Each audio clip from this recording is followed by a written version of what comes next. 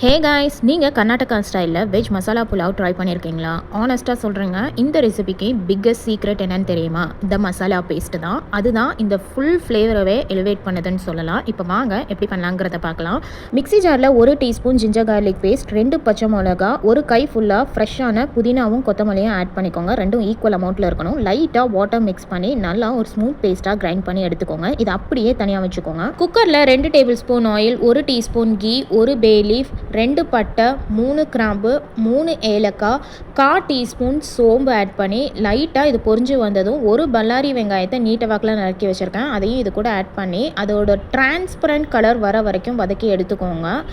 இந்த அளவுக்கு நல்லா வதங்கி வந்ததுக்கப்புறம் நம்ம அரைச்சி வச்சுருக்கிற பேஸ்ட்டை இதில் ஆட் பண்ணிக்கோங்க. லைட்டாக தண்ணி அலசி ஆட் பண்ணி நல்லா சோட்டே பண்ணி எடுத்துக்கோங்க. அதோட ரா ஸ்மெல் போகிற வரைக்கும் குக் பண்ணிக்கலாம். இந்த ஸ்டெப்பை கண்டிப்பாக ஸ்கிப் பண்ணிடாதீங்க. 1/4 டீஸ்பூன் மஞ்சத்தூள், 1/2 டீஸ்பூன் உப்பு ஆட் பண்ணி நல்லா சோட்டே பண்ணி விட்டுக்கோங்க. இதுதான் புதினா பேஸ்ட்டை ஆக்சிடைஸ் ஆகாமல் வச்சுக்கும். நல்ல ஒரு பியூட்டிஃபுல்லான ஒரு க்ரீன் கலர் கிடைக்கும். பாருங்கள், இந்த பேஸ்ட் ரைஸோட ஆட் பண்ணுறப்போ ரொம்பவே ஒரு பியூட்டிஃபுல்லான ஒரு க்ரீன் கலர் கிடைக்கும். நல்ல பழுத்த தக்காளியும் ஒன்று ஆட் பண்ணிக்கலாம். 1 கப் போல் பட்டர் பீன்ஸ், 1 கப் பட்டாணி, 1 கப் போல் broccoli, 1 cup carrot, potato 1 cup add பண்ணிவிட்டு கூடவே மசாலா ஆட் பண்ணிக்கோங்க. 1 டேபிள் ஸ்பூன் மல்லிப்பொடி, 1 டீஸ்பூன் கரம் மசாலா, 1/2 டீஸ்பூன் மஞ்சள் பொடி ஆட் பண்ணி நல்லா சாட்டே பண்ணி விட்டுக்கோங்க.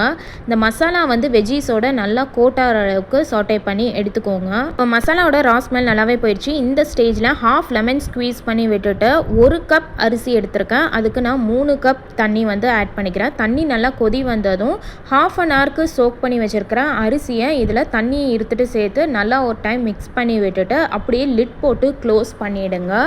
2 விசில் வர வச்சு எடுத்துக்கலாம். விசில் நல்லா அடங்கினதுக்கப்புறம் ஓப்பன் பண்ணுங்கள். அது வரைக்கும் தம்லே இருக்கட்டும். இப்போ நல்லா விசில் அடங்கிடுச்சு. இப்போ ஓப்பன் பண்ணி காட்டுறேன். பாருங்கள் ரைஸ் நல்லா உதிரியாக சூப்பராக வெந்து வந்திருக்குது. இந்த புலாவ் ரொம்பவே ஃப்ளேவர்ஃபுல்லாக இருக்குங்க. கிட்ஸுக்கெல்லாம் ரொம்பவே பிடிக்கும். நிறைய வெஜ்ஜீஸ் ஆட் பண்ணியிருக்கிறனால ரொம்பவே ஹெல்த்தி. கண்டிப்பாக ட்ரை பண்ணி பார்த்துட்டு எப்படி இருக்குன்னு சொல்லுங்கள்.